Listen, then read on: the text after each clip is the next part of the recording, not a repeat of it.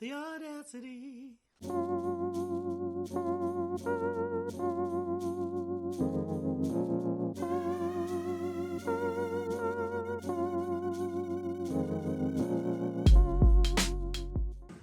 They see it every other episode. This is just a message to you. You got this. You got this. I believe in you. Don't be nervous. Yeah. Your family. Yeah. I drank green tea this morning. I'm not nervous. Come on, green tea. You better than me then. Might as well start now. Okay, I'm ready. Oh, okay. Is this my camera? This one right here. Thank you. Hello out there. Hello out there. Welcome to another episode of the Audacity Podcast. Mm-hmm. Jamie. I am Jamie. And I am Warren. Warren. But before we get into that, Yeah. and this lovely stranger. Oh! Jeez. Where have you been? Too busy trying to find your camera, you didn't even notice. A secret ninja. Before we get to all of that, we got to do the love and gratitude. Thank you so much to the viewers and supporters, everyone who tunes in, checks us out, supports us, listens. Thank you. We could not do this without you. Mm-hmm. You could have been anywhere else on the internet. You could have been Googling how to replace your own backseat window after somebody breaks into it. But you're not. Thank God. You're here. We appreciate you. Yeah. Well, we're going to find it. We're going to talk about that. Find that motherfucker. It's, we got a couple updates. But Look, speaking of that, let's go ahead and get into this recap. Yeah. What's going on? With who? With you. Oh, I don't know. Let me see. The film festival. Yes. Yeah, so I went to that Atlanta Film Festival that I was able to go. It was like 10-day long, you know, an intensive before, you know, shooting the short film. Right. So I'm in production. Today's the last day of the short film. So everything's fine. Amen. Yeah, not anxious about anything. And you shouldn't be. Yeah. You got this. Yeah. Let me tell you, y'all got this. I got this. If you need a reminder. But like the last day of the film festival, it's like, you know, the celebratory party or whatever. It's like the closing night kind of a thing. And then at some point, I'm outside and I'm starting to have an asthma attack. Because those with asthma know what that's like. And it was in the rain of all things. It's like, how does that even happen? Yeah. I go to my car and a guy that's parked behind me like, yo man, is this your car? I'm like, yeah. Somebody broke into it. He got like 3-4 cars in a row. Broke my back window.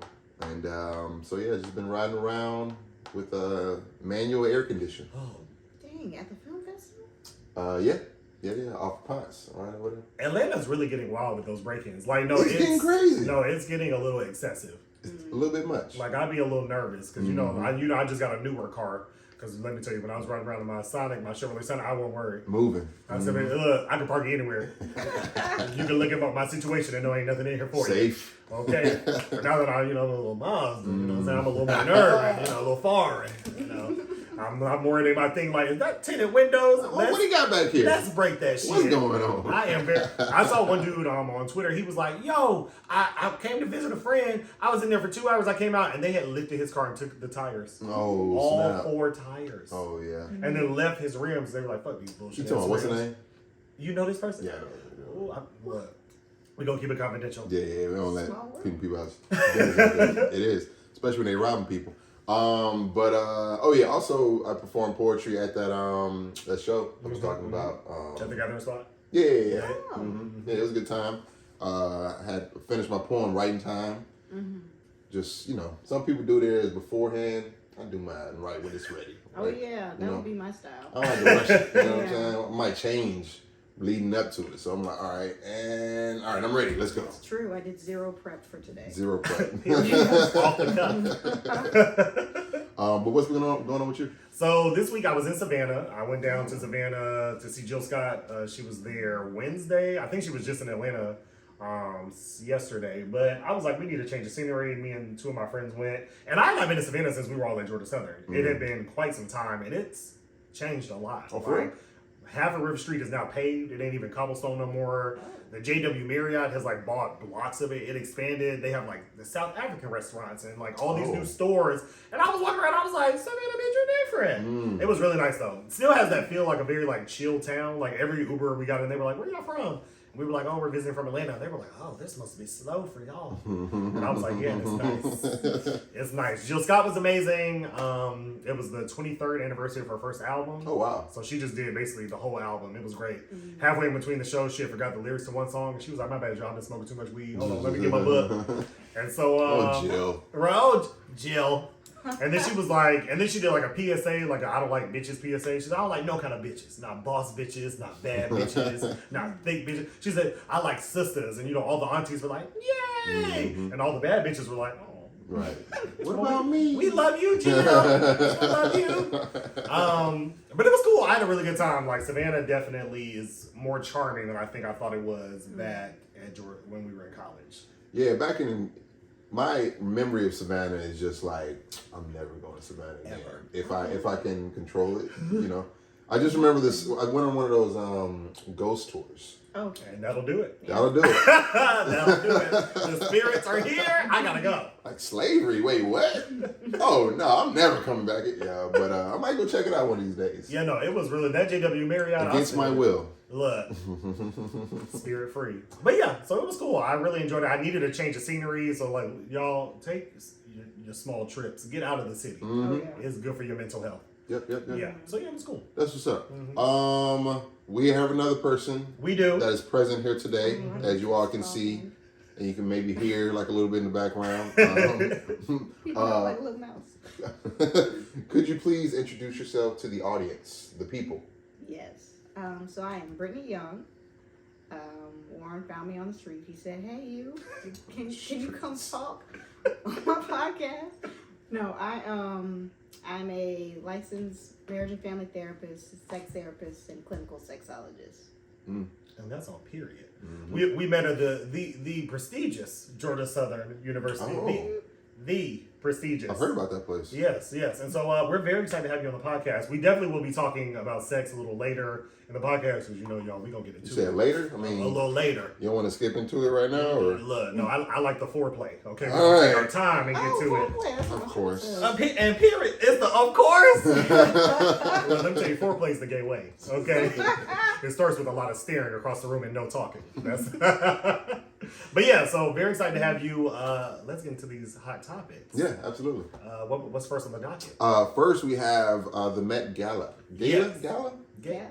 Gala? Gala? It's Gala. Gala? Gala. I've heard Gala. Is Gala apples and the Met Gala? Oh, Met Gala. With an AH. So the Met Gala happened this past week. Yes. Yeah, this past week. Yeah. The theme was anybody? It was Karl Karl Lagerfeld, Lagerfeld, A Line of Beauty. Mm. Yeah, so essentially you either would wear something from Chanel or Fendi Oh. because he used to be the head of like both those brands, or you would like mimic something like he would wear, like his personal style over the years. It was very controversial, that theme this year, because Karl was a known racist, fatphobe. He used to say a lot of really offensive things, but he's a white man. I So mean, there we are. The fashion industry historically has already, held on to those titles a little bit. So, I mean, it's not even surprising that a historical figure such as himself, or anybody in the industry has kind of had like a little bit of like, why are you this person? Scandal. Yeah. Yeah. But the looks were looking. Tiana Taylor, whoa. Yeah. I don't know if y'all had any favorite looks, any favorite moments, any people you saw that were like giving. Y'all both looking at me? Look, I'll look at the people. I enjoyed Keke Palmer's look. She was beautiful. She was at the Atlanta Film Festival, and then she had like a dope Q&A and had a whole thing. But then like the very next day, she was at the gala. I'm like, what the fuck? Go ahead. She said booked and busy. You know what I'm saying? From here to there. I was impressed. And let me tell you, she done had that baby. She got a body, yada, I knew it was coming. I said, she was on there. She said, "Yo, I'm a woman now. I'm a woman." She's grown into herself. Okay. I was like, shout out to that baby. From what I could gather from like the social media of the gala, the men was bringing it. I already know. There was like Diddy. Oh, he looked That little 3-4 It was giving combination. Vampire in Brooklyn. I loved it. I was like, bite me. I said, Carisha, I understand. I get it. Yeah. Brian Tyree Henry also looked amazing. He did. I saw that. I said, if you gonna come. Dwayne Wade, I was a little disappointed because I like Dwayne Wade's day-to-day fashions, but I think his wife looked a little bit better Oh, I in did see their that thing. picture. Yeah, I was like, Dwayne is it's too muted. Yeah. Maybe he's going for that. I hated it. I love Michaela Cole. Michaela Cole was co-hosting the Met Gala. Shout out to her. She looked beautiful, like a damn star exploded and landed on her. What did she have? Like, what was it, like a? It was like these stars. It was like black and brown and gold, and she's stunning. Oh, Yeah, her new nose job looked great. I was like, I'm into it. that's what's up. Yeah, I'm not really into the nose jobs, but she got. Can you tell the nose jobs? Like, Absolutely, especially when you got like a black nose. You know, a prominent, beautiful black nose, and then it's like a little more. You know, Yeah, once it gets right in the bridge. It's a little bit higher credit. Yeah, Look, that's that Hollywood. I'm like, girl, get the check, girl. Get the check, girl. She's like, I got a nose job. I'm co-hosting the Met Gala. I said, girl, hold on. Who's your doctor? But yeah, no, it was really, really cool to see the different looks. People were committed. It was like I did also saw another look. There was a roach on the carpet. I don't know if people saw that. People was walking. I saw I was that. like, look at this. That roach was like, baby, Carl invited me from beyond. Okay. The ghetto. What is it? A party on the inside? It is a party. Oh. People. One thing I forgot about. Janelle Monáe. Oh, Almost forgot about it. baby. I love a reveal. And I was like, it was giving RuPaul. I loved it. She took off the coat and then she took off some more stuff and then she was like, I have on a bikini. Yeah. It was elite. But so I'm like, I know it's a gala, but I'm like, people not just standing around at a party dressed that way. They gotta have like a coat check or something like that, and sure. put all other stuff away. Yeah. Yeah. Because what are they doing? They typically do have another look they'll transform into on the inside, but you know, like you never see the inside of the party really. Like there are no photos or anything. It's like the most exclusive party that's thrown here. So I'm gonna get up in there one day. one day. I'm gonna get It's up his in there. mission. Mm-hmm. I saw Lil Nas X walking through in a thong. I said, what's going on? Oh yeah, he was. He had 2-3 looks, right? Where he had the silver. Yes. Sir, what's up, sir? How are you? You smell new. Let's see. Speaking of, that Atlanta shooting the other day. Bro. Oh, quite a transition. Bro. It was right there. I thought It was right there. it was obvious. King, you're not the special guest. Hello. No, but there was a shooting, unfortunately, in Atlanta on Wednesday. Yeah. A man shot, was it 5? Oh, Yeah, 5 people. 5 people. Yeah. Very Excuse me. alarmingly tragic. Like, I think it's just kind of getting increasingly, because it's like with these shootings and everything, it's like, you know, how devastating can it get? And this guy shot, 5 women who were all, I think they were all at work, right? It was Yeah, at Westside Hospital. Yeah, Northside he was there for an appointment with his mother. Oh, was that? And they said I think he's a veteran. I don't know if he was having a PTSD moment. I don't know if something triggered him. But he was there for an appointment. They say he got agitated and started shooting people. I said, dear God. Yeah. Yeah, killed 1 person and put the 4 other in the ICU. Mm-hmm. Yeah, that was actually very nerve-wracking. I was in East Cobb, and I was with a group of moms. And one of the moms is married to a police officer, and she was getting updates from him. And apparently, was it Cherokee Emergency Services were coming on the scene, and that was confusing. I was like, they don't have anything more local. Right. And then he would make his way up to Smyrna, and I was like, okay, that's getting closer to us, Right. And I actually had to pass over Cobb Parkway to get home, Jesus. and no stops. I noticed very eerily that the gas stations were all empty. I needed gas. I did not stop. I just waited till the morning. But yeah. Yeah, these shootings are getting crazy. Like, I know they just had another one in Texas. It's funny I read because about that today. I was out this weekend. You're out and about, and Somebody says it. yeah, and you just kind of, and now because that was a black man shooting, I'm like, typically I just have to worry about the white man. I said, but when I saw it was a nigga, I said, God damn it. What's happening? And so we're sitting, me and my brother sitting on the patio today, we're drinking 11, and every time I see a nigga that just look a little disgruntled, I'm like,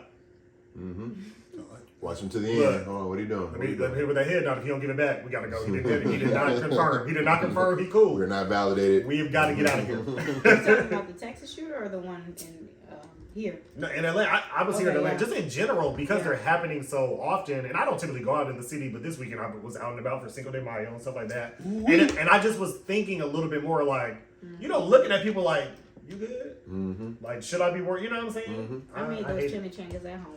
Come on, chimichanga. Chango de Mayo. So yeah, look, y'all stay safe. Stay safe out here. You know, Sure. keep your head on a swivel a little bit, because you never know when you might get jumped by Chris Brown's security team. Oh my gosh, did you hear about that? What is? I did. I was like, this is the end. Like, this is it. I was just thinking like, man, you know what? Usher's on a roll right now. He's killing it. You know, no real bad press, nothing, but he might be hosting the Super Bowl thing Yep. Oh, really? in the future. Yep. He said he There's does want to do talks. it. He's like, he's want to do it. Okay. And I'm like, man, Usher, that's what's up.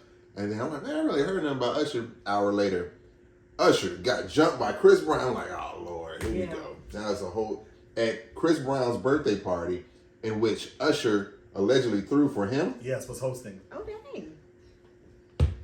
What? Put down the tequila, y'all.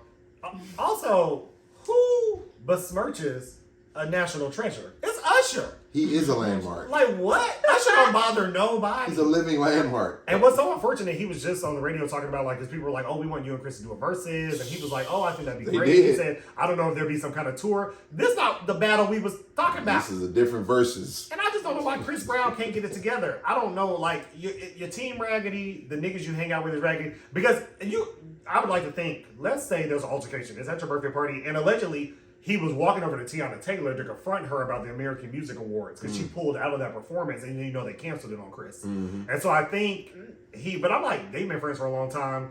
You're drunk. He was calling her all kind of bitches and hoes and shit, and she was just like, I'm not talking to you. You a man, don't be approaching a woman like that. I don't. Yeah, that's true. weird. And Usher, being the grown man he is, trying to defuse the situation. Chris Brown allegedly called him a coward, left the party. Usher follows him.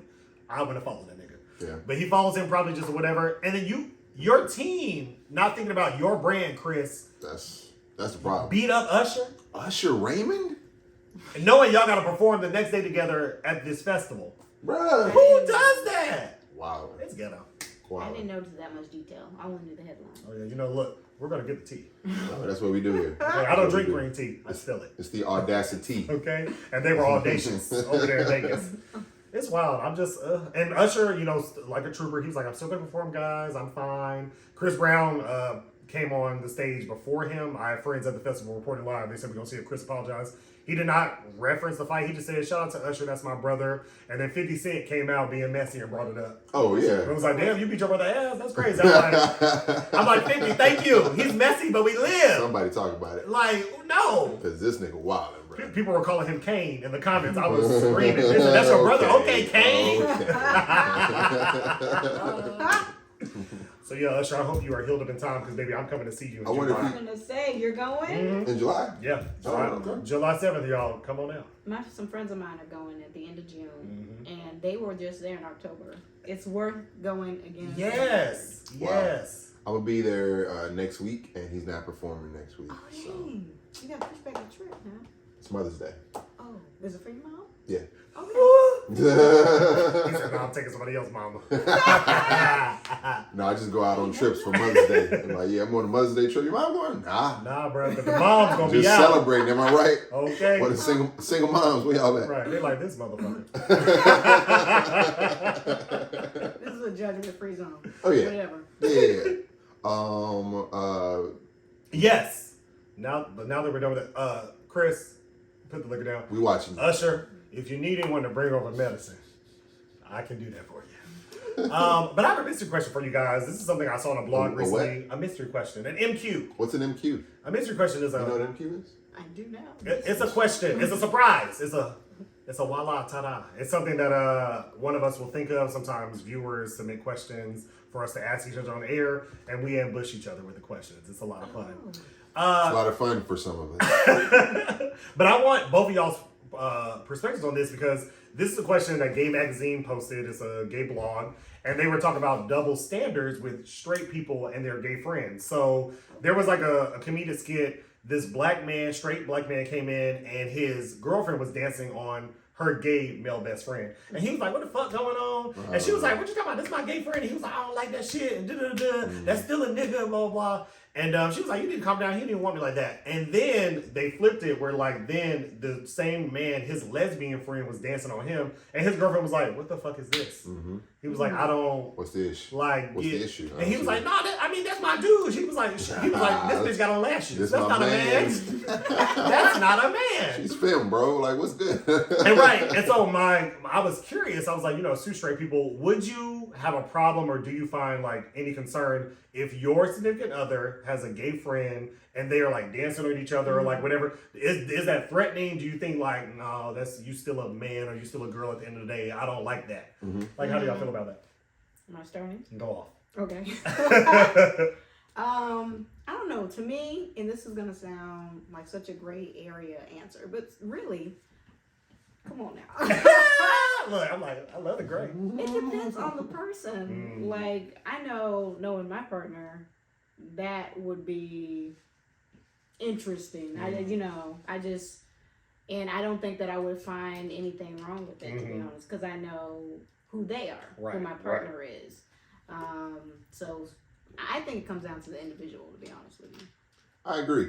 And individually speaking, I think there's a level of comfort that everybody has with, different people. And when you're in a relationship with somebody, you have a level of comfort with them. And then, that person's friends or associates or whomever has a perceived level of comfort with them. So for me, I think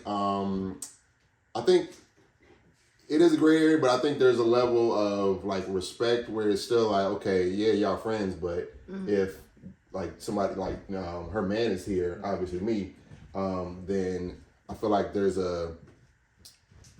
sometimes it's unnecessary to go kind of extra when it comes to just the connection or the intimacy, or just trying to like do something extra that's just not necessary. Like the dancing, if we're at a club and we're doing a dancing thing or we're at a party or whatever, but I think there's a difference between that and just, if you all, for example, you two are together and I'm kind of like hanging on you because I'm the gay best friend or whatever. I'm like, oh, hey, such and such. I love when I get to play I'm kind of like, and like kind of just a little bit interfering with the connection between you two. I think there's different ways to do that, and if she has I don't have a problem with the dancing, but I think there's different levels to it. There's like dancing with each other, and then there's kind of excluding me from the one person that I'm with. So I'm hearing extra is subjective. Yes, extra is subjective. Yeah, sure. Yeah. Personally, and also, just to add, just because someone is gay, they could be bisexual. I'm not saying they are or that it's a threatening thing, but either way, I think there's a I don't know. I just think there's like the thin line, and dance with whomever you want. But the thing is, if I express my concern or feelings about it, or if I communicate that like, hey, y'all, it's cool, but it's something, and then that's my opinion isn't respected, I think that's when I have an issue. I definitely, I can see both those parts. I definitely do think sexuality is fluid. But if you gay, you better be gay. And if you bi, you better make it clear. Sure. And if you have changed that in between, you also need to make that clear. But also, I think it depends on if I know your friend. Like, I don't care who it, like, because my partner, you can dance with straight. That shit doesn't bother me, to be honest. But if I don't know you, and I'm like, what the fuck are you? Who are you? You're doing too much. I feel like a level is like, stranger if I know, right, like, thank you, stranger danger. But, yeah, okay. Very good perspective, straight people. Thank you for representing for your community. It's off the cuff. Yes. It's off the, you know what I'm saying? Double standards, guys. It was a mystery, and we questioned it. But with this does kind of remind me of something I was seeing in like the social media these days. I'm gonna just throw this out there. Oh boy. Just throw it out there. Since we throwing stuff out. Throw the ball back this way. In your time of looking for a partner, past, present, future, I'm gonna just throw, could you date a bus driver that does not own the bus company? I like how you threw that in. They do not own the bus that they're They driving. don't They own do not. anything. Nothing They're an goes on their employee. back. They are contracted out. No. I can go first. I feel like I know you're talking about the MDK Williams Right. conversation that she had with Iyama that was going viral. Could I date a bus driver? Yeah. To be honest, I'm a Capricorn, y'all. I've always made my own money. I've always been very like, I'm gonna make sure I'm good. That shit, I'm very like, I've never been in a position where I had someone else paying my bills ever. That's not something that I aspire to necessarily. And so my partner's money is not always a factor in like I'm dating. Like as long as you can support yourself and take care of yourself, I got me, you got you. Let's have us. You know what I'm saying? So yeah, if you like the bus, if you were cool, like if you enjoy what you were doing, I mean, if you're passionate about it, you know, like don't be driving a bus and you come home and complain about driving that damn bus. I don't want to hear that. Yeah. Get off the bus, baby. Get off, Rosa. Get off the bus. Like I just, yeah. But no, I think I could. Yeah, why not? I'll give him a shot. Okay. So All right. there are Look. parts of that I agree with. I think that the passion, the ambition, that's something I'm personally attracted to. And so there's a difference in it's me and this bus. This is where I'm at right now. And I plan to take this bus to whatever levels. There's a difference in that versus complaining about the bus. So, but you would expect them to have aspirations past the bus, They couldn't drive the bus forever. I mean, or just not even have a plan. you can evolve that bus. Like, how innovative can you get with the bus? I mean, Also, what kind of bus you driving? Is it a school bus? Right. Is it the MARTA bus? coach bus? Look, because all the bus benefits is different. Is it the Greyhound? Is it the Mega Bus? Okay. My opinion. Transparency. My dad drove the bus for a time period. School bus. Then he delivered buses, you know, around the way. I think it's dependent on the state in which both people are at in their lives. They're 19, 20, 23 in college, for example, driving a bus. That's an aspirational job. That's like you got your CDL. Yeah. When you like 20 something, you know, forward thinking. No, right. You know, 30s, you know, mid 30s, you know, around 40s area driving a bus. Maybe, I don't know. I don't know. If I meet a woman driving the bus and, you know, could I date somebody driving the bus?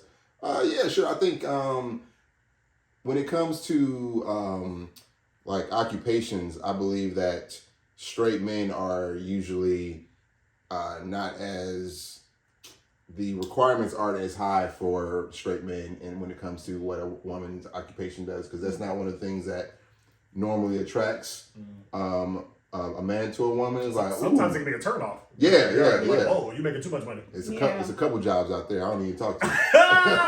Which is unfortunate, but it's a real thing. Yeah. Yeah, it is.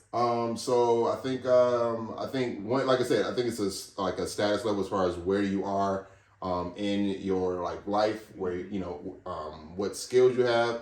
But when it comes to, you know, a person driving a bus and any job that they have, and they come home and complain about it, I don't. Right. Yeah, in general. Yeah, I just kind of feel like what are my needs? Because like occupational people, like, are you meeting my needs? Because I think a lot of y'all fucked up. Because if you don't need a man for money, you shouldn't care about what he do for work. Personally, that's just how I feel. You need to be focused on what you actually need to fulfill you in that relationship. Like, does it work? Does it make sense? Like, do he treat you right? Do he come home? Is he driving that bus to that bitch house? Okay.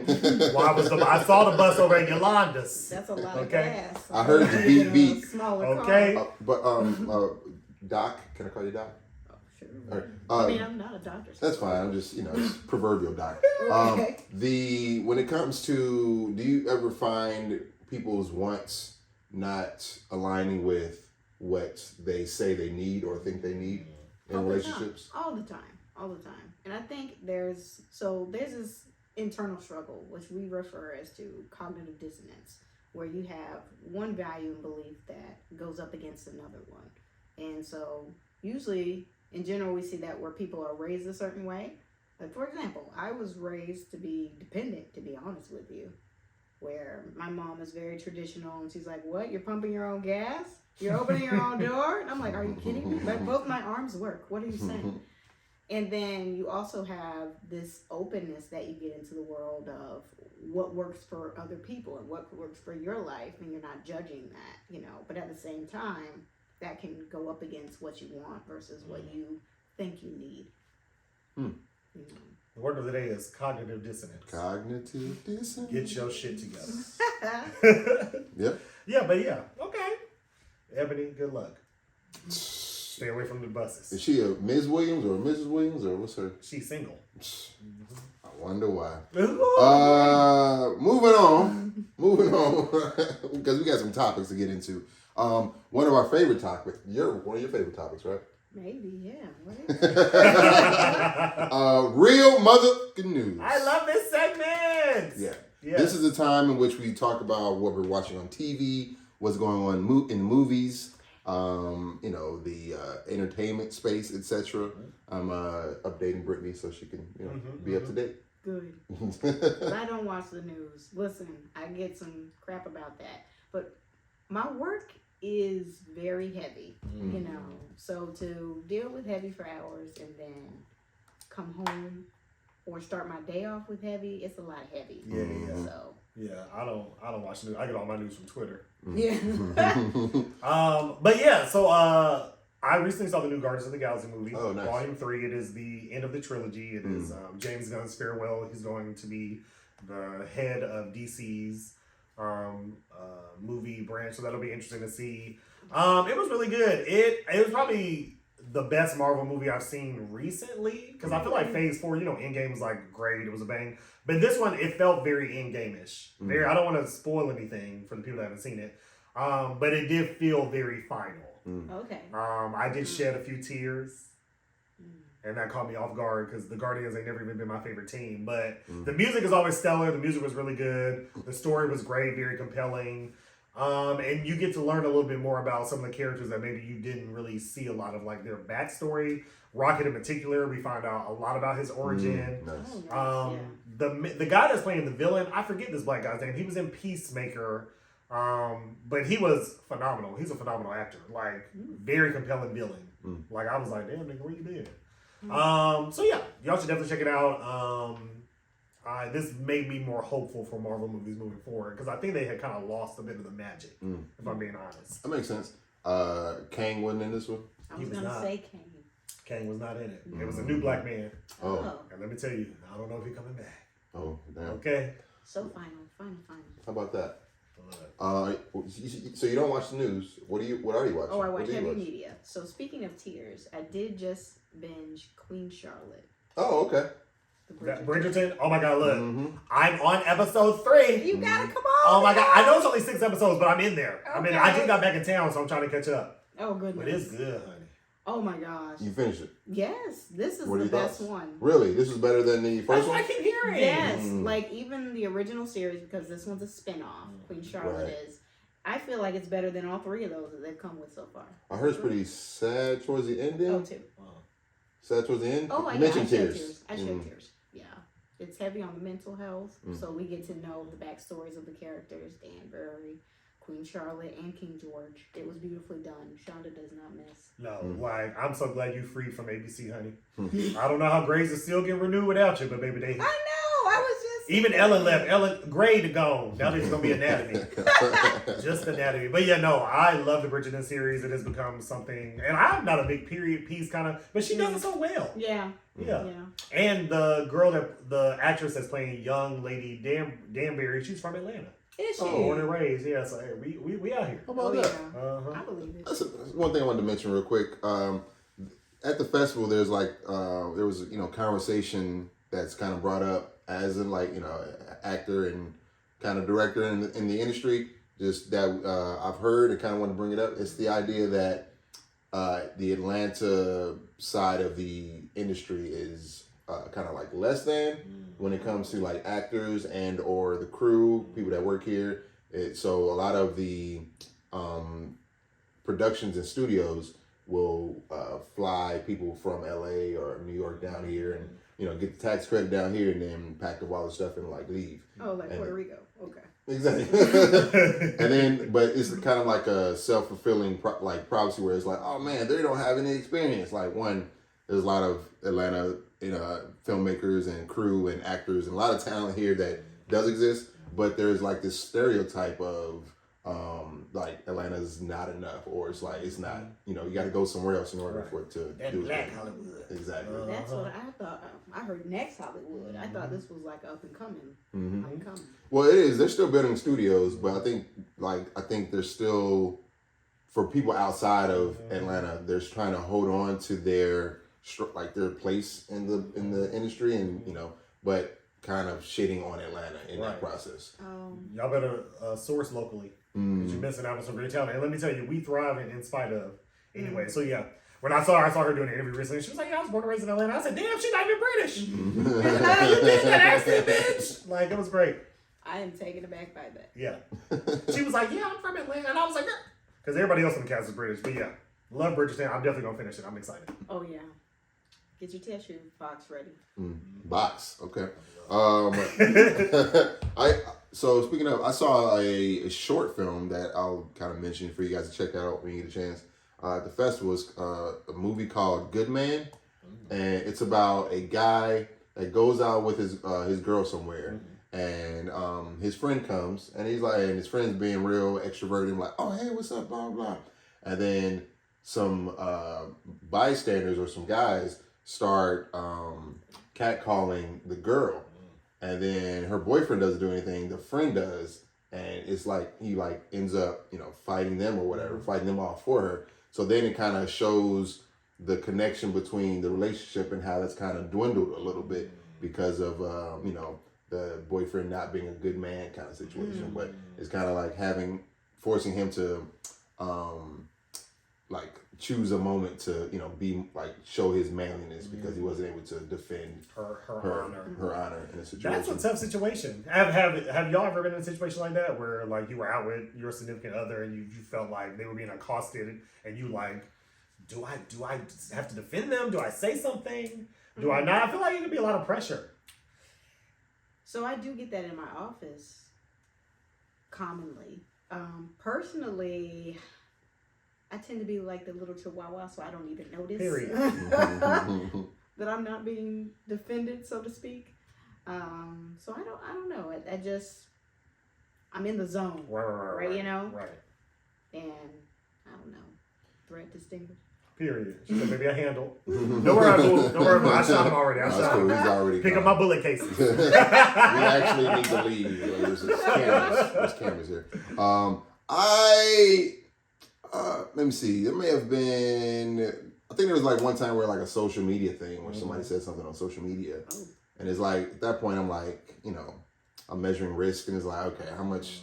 What's the impact? What's defending on the internet look like? That's what I'm saying. This is early too, so it's do I pull up because of a tweet? It's are you good? Can we just block them? I don't know.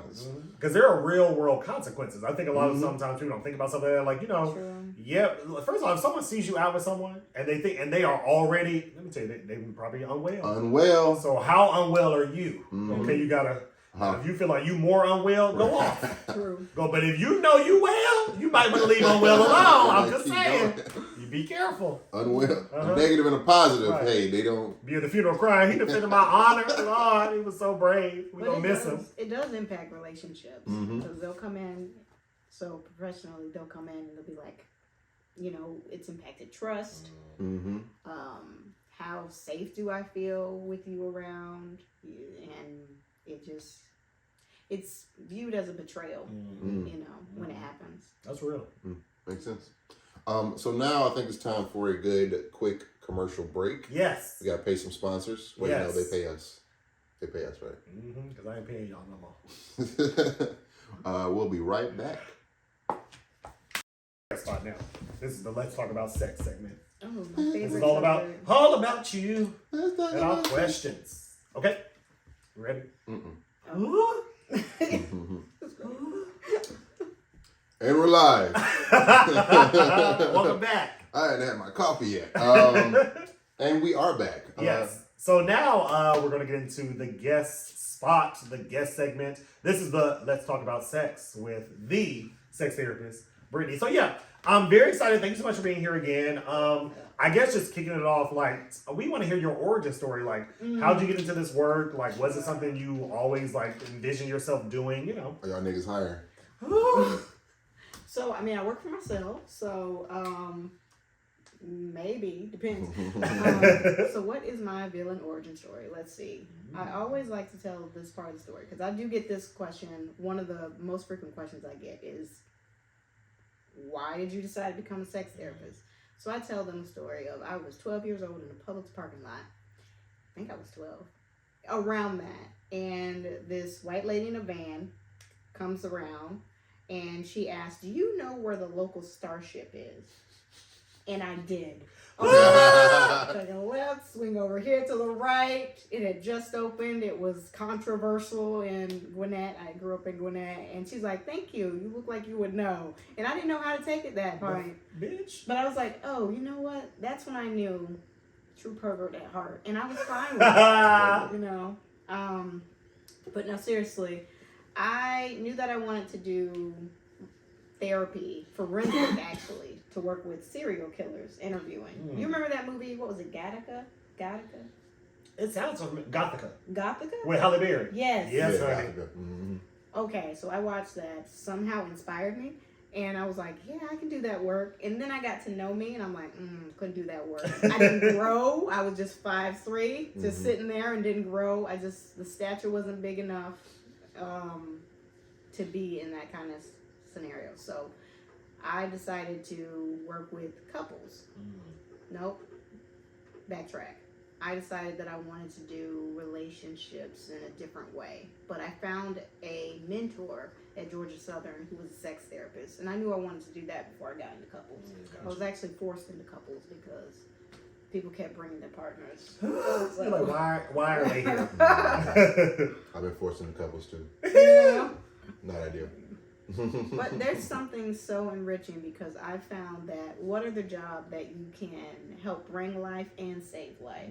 You know, I get baby announcements for people who haven't consummated their marriage in decades, you know, and yeah, I guess that would be mine. That's dope. I never really thought about it like that. It sounds very rewarding. It is. Always interesting because people are interested, so. Right. I don't know, look. It's like one of the most interesting parts of life, right? Yeah. Like sex, right? It's like the whole thing that's keeping the whole world going. So, and I think because there's so many things that get in between, you know, sex and people, and you know how we kind of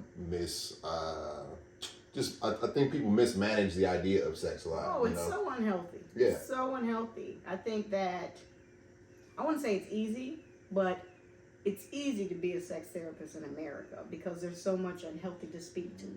You know, other cultures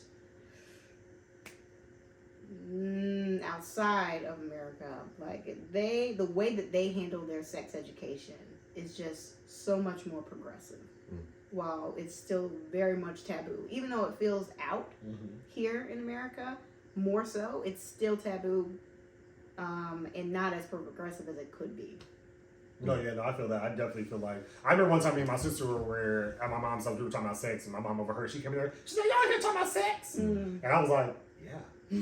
And she was like, oh my God, I could never talk about that with my siblings. They would just, they would just die. And I was like, what's wrong with y'all? Like, all y'all got kids, obviously y'all are fucking. Like, what, y'all not talking about it at all? That's what's wrong with you. But look, let's get into these questions, because I know y'all are ready. Okay, first, let's jump off into something light.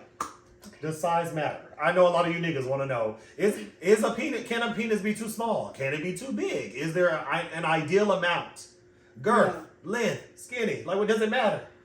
I love how you said, let's start out with something light and went there. Seems like pretty straightforward to me. So I'd say that lengthwise size doesn't seem to matter as much. Even, in fact, more size could be, you know, problematic. Because the entry to the cervix is about 6 inches. Further than that, what are you doing with that length? You're folding it up.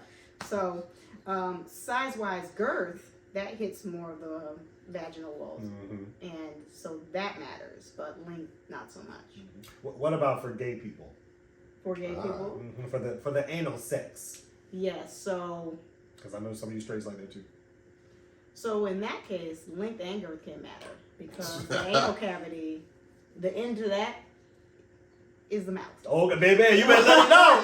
You better let them know. Okay, you heard it here first. That's why Get a little bit more wiggle room. That's why with sex toys, we always advise if you're gonna use a butt plug, make sure it has an end so that you can come out because it'll just go right up in that cavity. Ooh, plot twist. Well, take your notes. Take your notes. How do you stay up on the changing trends or like the research of what's going on new in like sex therapy? Because you know, sex therapy in itself is already its own taboo topic, and you know, being in a niche as specific as you know the sex or even relationship space, that's something that people are a little bit. I imagine they get a little bit more protective about. Right. So we have to do continuing education just like any other field. What I do specifically is I go to conferences. There's one that comes in Atlanta I always promote. It's a Sex Down South conference. And that happens around Dragon Con when that comes here. September. Yep. What? Go ahead. Yes. You were saying. Let me find out you're going to be dressed up. I know. Let me find out. So it is sex education geared towards people of color. So all the workshops and the information that you get it straight from the experts. It's sex educators, sex therapists, and sex workers. And the amount of appreciation and professionalism and openness that this community has, you know, you couldn't even imagine. So I'm very grateful for that. I think it's on its 7th year, 6th or 7th year. Don't quote me, but it hasn't been around very long. But at the same time, I've been there since, what year are we in? 2023. Today. So about when I moved here, maybe 2017. Okay. I think I went 2018, something like that. And I've spoken there, I've attended there, and this year I will be vendoring. Oh, That's what's up. Hey, that is super dope. Nice. Okay, so I know, you said you work with the couples, they're in there, and I know this is something that I know a lot of people have, been through, go through, whether they talk about it or not, infidelity. It happens. Like, people are not perfect. Is there a way to move past that? Okay. Yeah, so you know how they say trust is easy to break, hard to get back. That is absolutely true. It can feel like an uphill mountain, but when you have some facilitation and you're doing it in a way that's productive, there is a way that you can get past it in particular. I deal with what's called relational trauma affair repair a lot with my couples in session. The process, I mean, how much detail y'all want to know? If the question is if you can get past it, yes, you can. How to get there? There's levels to this, right? But you have to be intentional and shifting perspectives on it. That it's not me against you, it's us against the betrayal that has infiltrated our relationship. Is the lift or the burden to get past that or the work to get past that always significant, or is it varying for different people? Are different people affected by infidelity in different ways, like more or less? Or is it like that's one of the highest forms of betrayal? Thank you.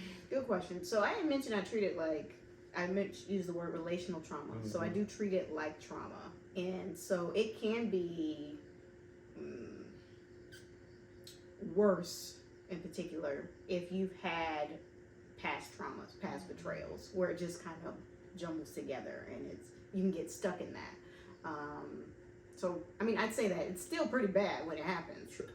But as far as it being increasingly worse, it's usually when you have a past history of any kind of betrayal. Do you think that the work to get past, I like how you framed it as like we're the team fighting the betrayal, like we are still this unit trying to get past that. Do you think the work to like really recover from that is more so on the person that cheated or like on the person that was cheated on? Yeah, I thought initially that was going to be Jamie's question. No, that he's going for. But yes, I think it's both, Okay. to be honest with you. Because, and how I put it to my couples is, the person who betrayed, they can go every day squeaky clean, not putting any toe out of line. But if the other person is not open to receive that, the trust isn't going to get built. You know, they have to respond to the triggers that come up with them. You know, addressing it for themselves, to be able to be like, similar but not the same. No, that's real. Yeah. That's real. Yeah. How do you approach the conversation when one of the parties, or even if the couple wants to discuss non-monogamy, with that kind of question being out there?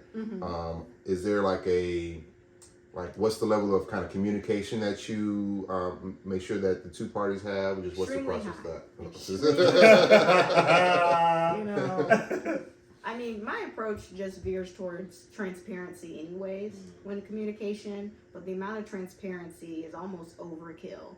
And when it comes to opening up a relationship, you're making everything so explicit. There's a negotiation that's happening. There's a contracting that's happening to the details. And so being able to not necessarily,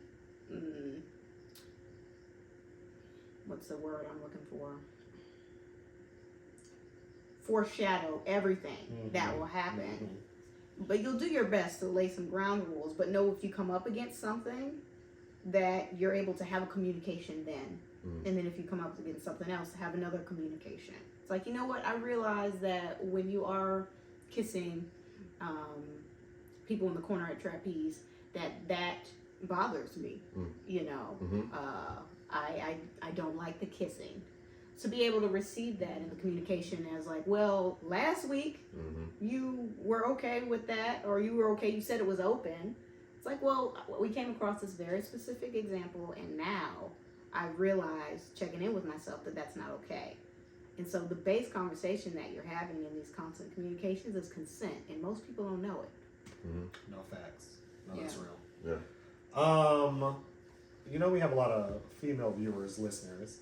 And so, you know, I definitely want to make sure that, hey, how y'all doing? Y'all all right? look, we're looking out for you. Let's talk about the orgasm, the mythical creature. Still have friends today that tell me they've never had one, and it just breaks my heart. Yeah, because I'm like, never, and they're like, never, and I'm like, that's wild to me. And so I just, you know, let's break it down. Like, do you have any tips, tricks? Like, do some people just never do it? And if you don't have any, I got some. I can help you.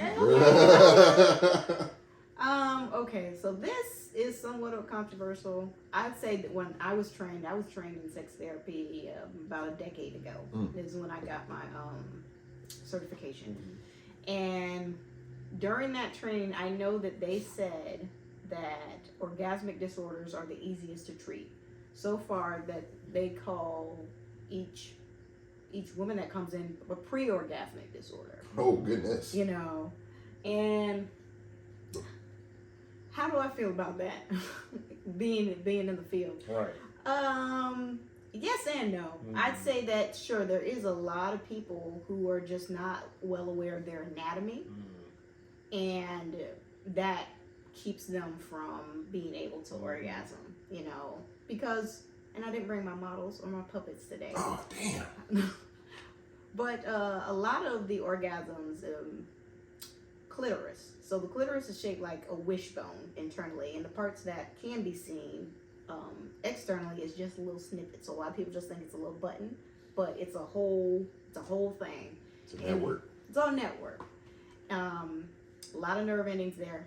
Not to get too nerdy on you, but I will say it's about what angles to hit that clitoris. And there's a lot of researchers in the field that believe that all orgasms are clitoral orgasms. It's just about how you're hitting them. So when women come in and they're like, I want to have a penetrative orgasm, I can have clitoral orgasms fine. We go into this education. It's like, well, maybe they're all clitoral. You're trying to hit your clitoris from the back. Is that what you're saying? Is that the kind of orgasm? Right. You know, so I guess to answer your question, it is possible. The tips I would say is get to know your body, and get to know your hang-ups. A lot of people are wrapped in anxiety, not knowingly, and that anxiety keeps them in control. There's a lot of people who don't like to feel out of control, and orgasms. Orgasms are being out of control. So how do you approach that? Because some of my understanding is that, you know, you just mentioned, you know, some of the, not disconnect, but disconnect with themselves, or anxiety with being out of control. Like, how do you get past that? Because that's more of it seems like more of like a foundational thing to try to get around. Sex issues are always foundational, I found, to be honest with you. It's not very commonly where I'll go in and give some education. They're like, thank you, Doc, and that's all for today. Man. I mean, thanks. I've been coming every other day now. We're in an information age. The information is out there. So it's sometimes, but it's not often where it just stops at psychoeducation. You know, just hit it to the left rather than the right. Thank you for coming. It's not like that. But a lot of sex therapy is anxiety management. So I do a lot of getting connected to your body, building on that sensory, and learning how to relax your body and be grounded in the moment and be present in your body. Because a lot of people, because I deal with a lot of performance anxiety too, they're in their head and how I should perform. What was the other part of your question other than the dealing with the anxiety? You said the disconnect from the right, yeah. Like how do you really approach that? Because it's more of it's not just like a logistical issue as far as like, oh man, where's the light? And it's like more of, you know, something that, you know, you have to almost change the person in order to get past the whatever, I don't want to say necessarily, but it's the only word I can think of, like the shame or the anxiety or the vulnerability that's not able to be accessed in order to sometimes allow an orgasm to occur or accept one. It's identifying and outlining all of those things and addressing them because they all need space held for them, to be honest with you. No facts. Now, before Brittany got here, I saw you had a box, and I think my next question may go and coincide with the box. How do you keep that love life spicy, honey? You know, we've been together for a minute. We done fucked on all the balconies. I need something new, honey. My balcony game is rusty. I need some new tips, some new tricks. I want to connect with my, you know, and you know, I just wonder if there might be something in your box, honey, that could help me, that could deliver me from my situation. So I did develop a card deck. Oh, it's lit.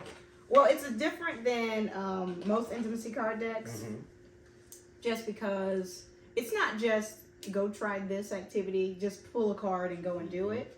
It's more of understanding how your own individual desire levels work. So, I mean, I'll pass these around so y'all can see. But I have it color-coded. And the gold is like your desire levels at a 9, 10. So you got spanking, tie you up, make a movie. Smooth, let's slap sex right there, boom.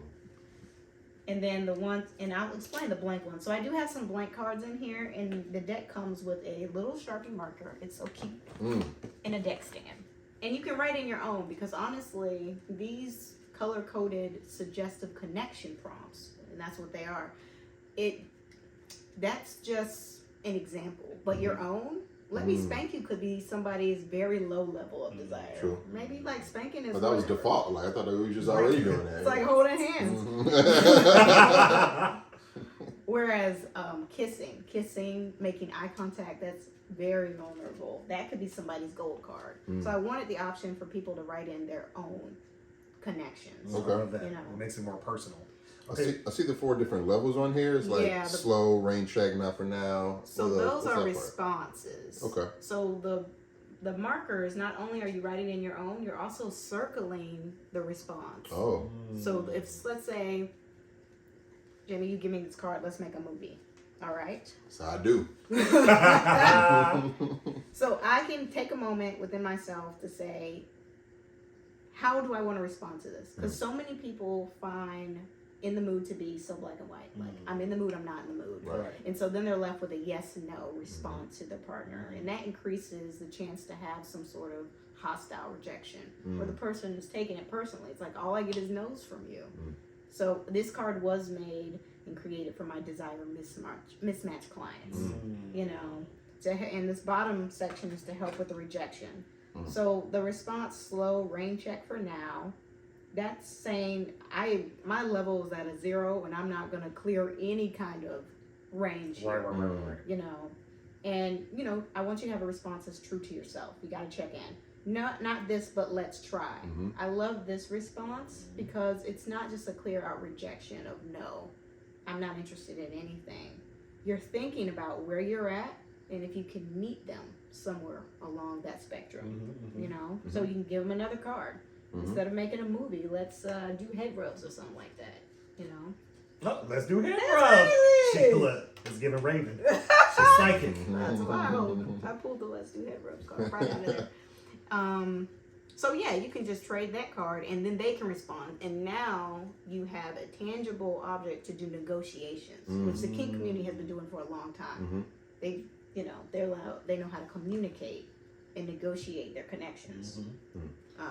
You spoke about something, you kind of briefly talked about the idea of rejection, and I assume that the rejection / communication, there's like a I imagine, my question is there a thin line between rejection and communication? Like, can it be kind of blurred when, you know, how does people even, what's the best way to even start coming up with some of these ideas? For example, like, let me tie you up, for example. Yeah. Like, is there a more effective or a less effective way, or is there a common way that people try to, like, hey, let's do this thing, and throw it out there, and then it's kind of met with some pushback because of the intro? Like, could you speak to that a little bit? Sure. So there's 4 types of rejection. You've got your hostile rejection, which I mentioned, which is kind of like, do you want to do head rub? Ew, no, get away from me. You're gross. That is hostile. Something that's more passive is where maybe you'll just turn over, put a pillow between you, I got a headache, that kind of thing. You better say something. Like, you get the message. It's like, I can get you okay, some Tylenol. I guess you're not interested. You know, you're left guessing. You know, sex relieves headaches. It's been proven. An assertive rejection is more straightforward, and it's just lacking. It's just, no, I'm not interested. And it's to the point, and it's true to maybe where you're at in some senses. You know that you're not ready for what they're proposing, but it doesn't really give anything to help with the sting that rejection leaves you, you know. And so the goal is not to avoid rejection in general. That's a bit implausible. For 2 different people, you're going to feel rejection at some point. So I don't mean to lay the heavy negative connotation on it. But to do it in a way where you're left with the reassuring rejection, which is the 4th one. And that's where you're being true to where you're at. It's like, you know what? I checked in with myself, and I cannot do reverse cowgirl. I broke my back. I had surgery, and you know, impossible. Can't do this. However, that has nothing to do with how I feel about you. I desire you. I'm into you. Right now, I'm not into my body. This is where I can meet you at. So a response, kind of like that.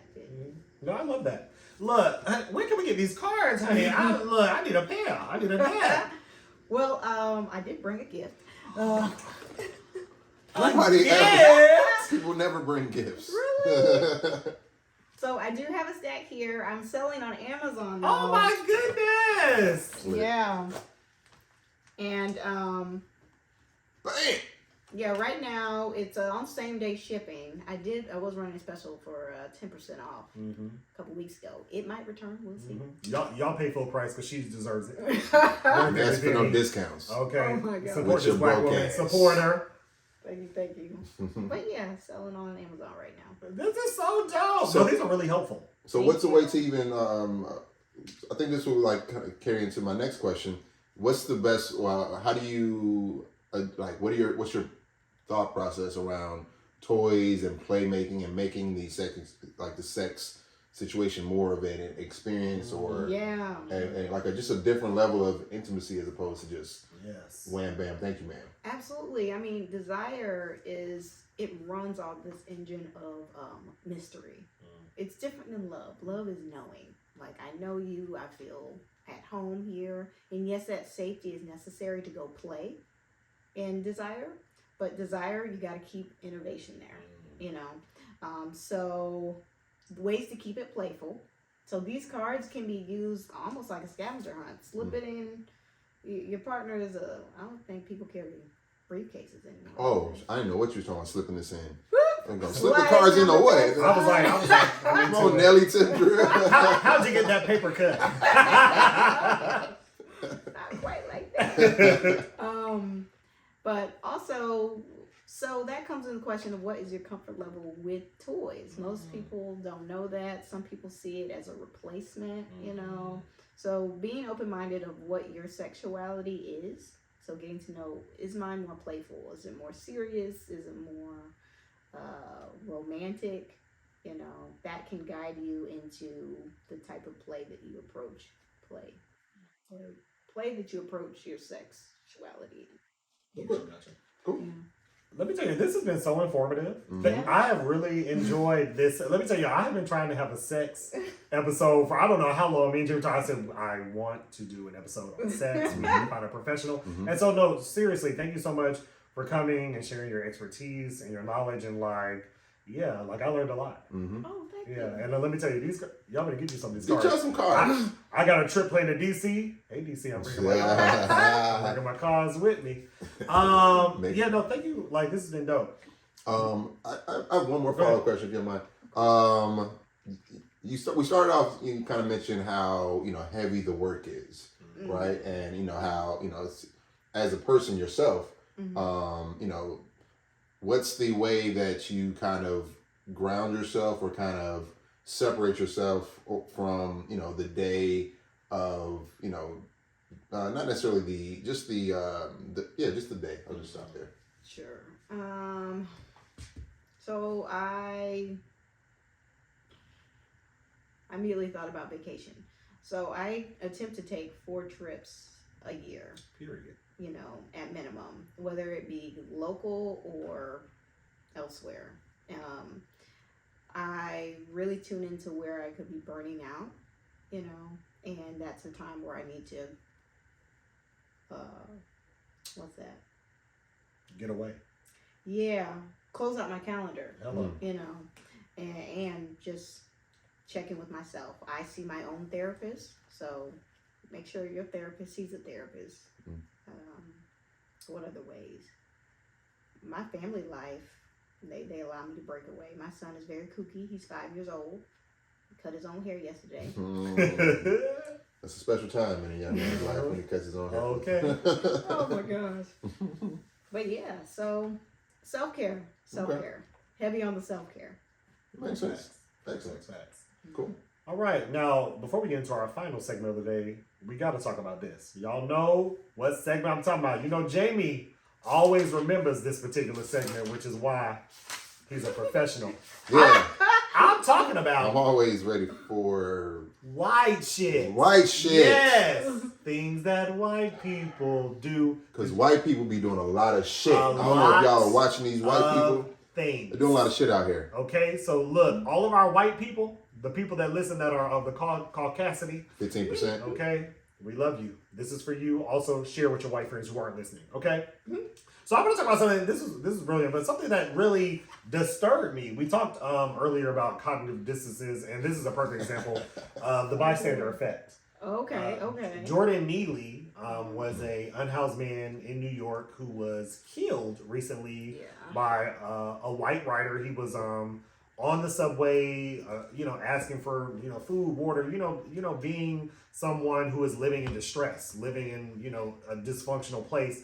And I don't know how familiar people are with but these New York trains are very crowded, small. And I guess one of the passengers decided to do something about it. And he started choking the man out. For 15 minutes, he choked this man on this train full of passengers and killed him. Because he was hungry.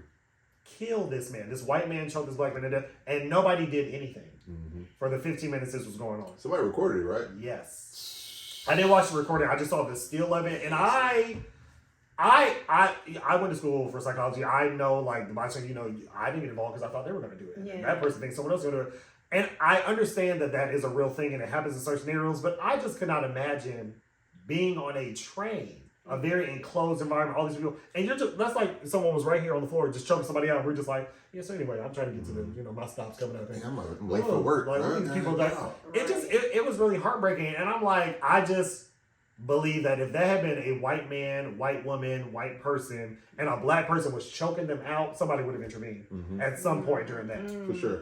I mean, I even think about if a white woman was asking for food, would she get food? And I'm like, just that truth in itself, I think is it's racist, like for it to even like occur because people already have, especially in like larger cities like New York, there's like a disconnection from unhoused people that we try to just go about our day ignoring all these people, and then all of a sudden something happens and like, oh, okay, well, nothing, I'm just on the train. It's like, yo, there's a person right here, one who is hungry. Yeah, anybody can be hungry. Yeah, I'm hungry right now. Okay.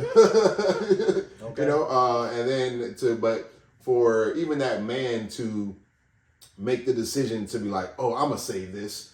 I think a lot of white men have that hero mentality that they can't wait to be the cowboy that saved the damsel in distress, that somebody was bothering. Is this young man bothering you, ma'am? It's like, bro, like, the audacity. I'm hungry. Like, what are you talking about?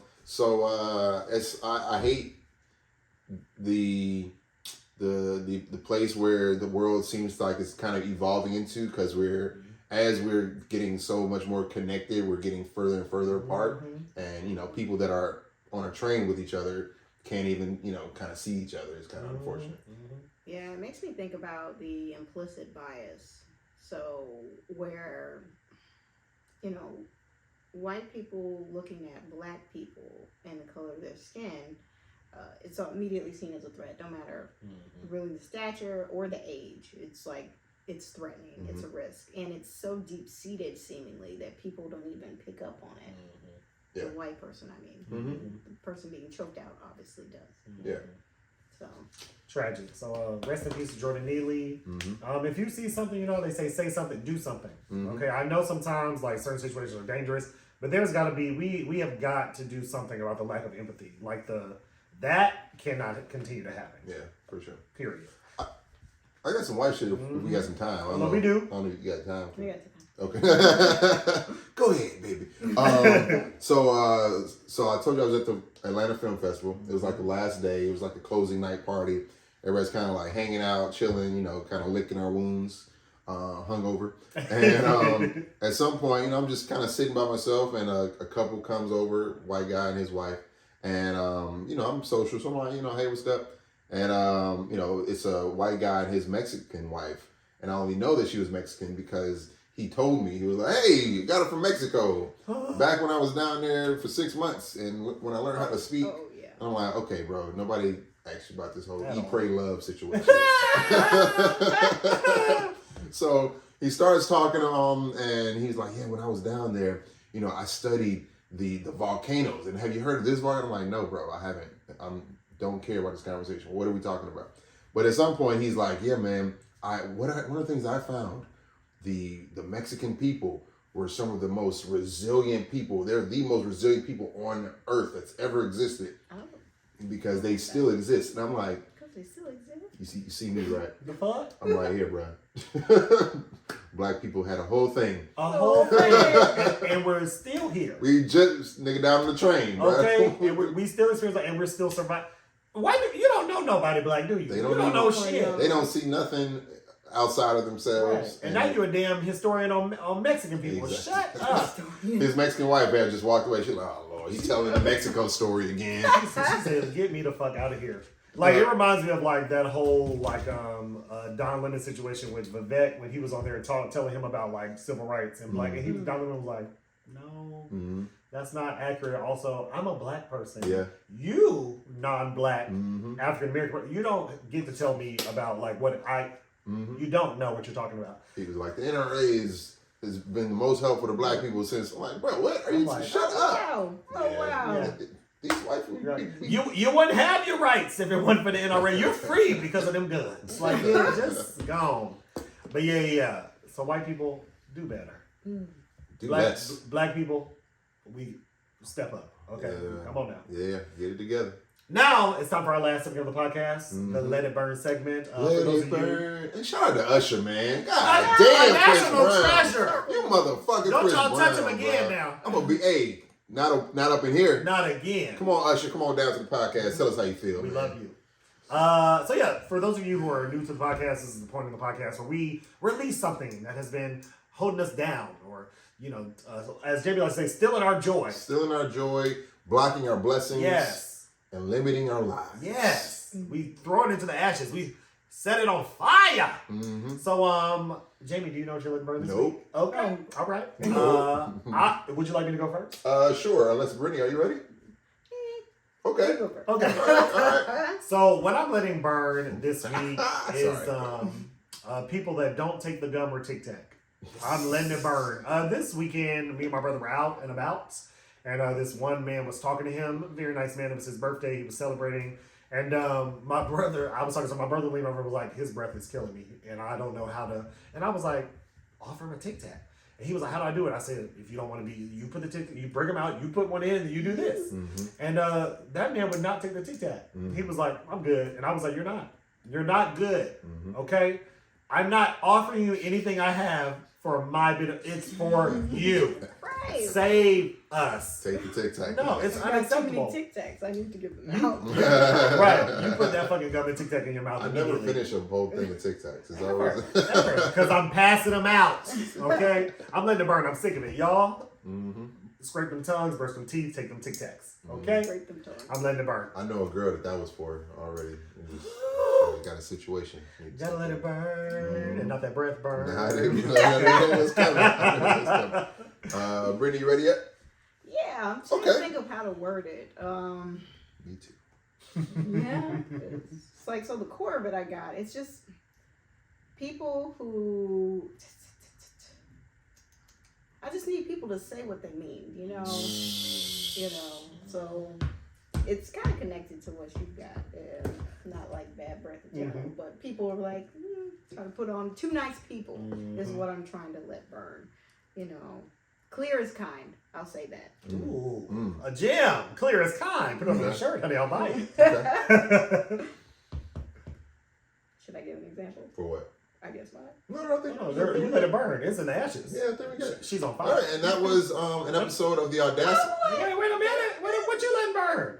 I didn't go. You're right. All right, that's on me. Players fucked up. So what I'm letting burn this week, ladies and gentlemen of the people, what'd you say? So like build build up. Anticipation. I'm letting burn. I'm letting burn people have me fucked up. Because sometimes people have me fucked up, and then I gotta just remind them, hey, you got me fucked up. And then whether it be this guy saying, another race other than black people were the most resilient, or whether it be just people talking me crazy or thinking I won't speak when I'm accosted against. We mentioned that word. And sometimes you just got to educate people on how they got you fucked up. So, yeah. Period. Show them some respect. I got you. That's all I'm trying to say. Yes. Period. Last but not least, we got to let it burn for the podcast because this podcast is lit. Thank you so much, guys, for tuning to another episode of The Audacity Podcast. You can find us on IG at The Audacity, Jamie and Warren. You can email us at The Audacity, Jamie and Warren at Gmail. You can find me on my personal handle, Uncle Twirl. Jamie, where can they find you? They can find me in these streets, but if you're looking for me online, I'm at Say Less JME. It's Jamie. Jamie. Oh. Brittany, where can the people find you if they want to reach out, if they want to sign up for a session? Okay, help us. So IG handles at BYoungTherapy, and I've got one specific for the cards at Show Me Your Cards BY. There's this other card collector who got the Show Me Your Cards. And I'm just like, come on now. He ain't even real. Bastard. He ain't about that life. So what's the process for if people wanted to sign up for a session? Just reach out to you as far as an email? So you can go to my website, www.BYoungTherapy.com. Be Young Therapy? Yep, and not like you be young. It's be my first name, Brittany. Young. Letter B. BYoungTherapy.com. And on there you can sign up for a free 20-minute phone consultation and I'll get you set up. There you Awesome. go. All right. Thank you so much for being here, Brittany. Thank you all for tuning in. And like we like to say, until the future. bye! Excellent. Good. You killed it. That was so good. Did you have fun? I did. Look, let me tell you something. Baby, I will be using these. I was serious. I'm about to sign up for a session, Okay, man.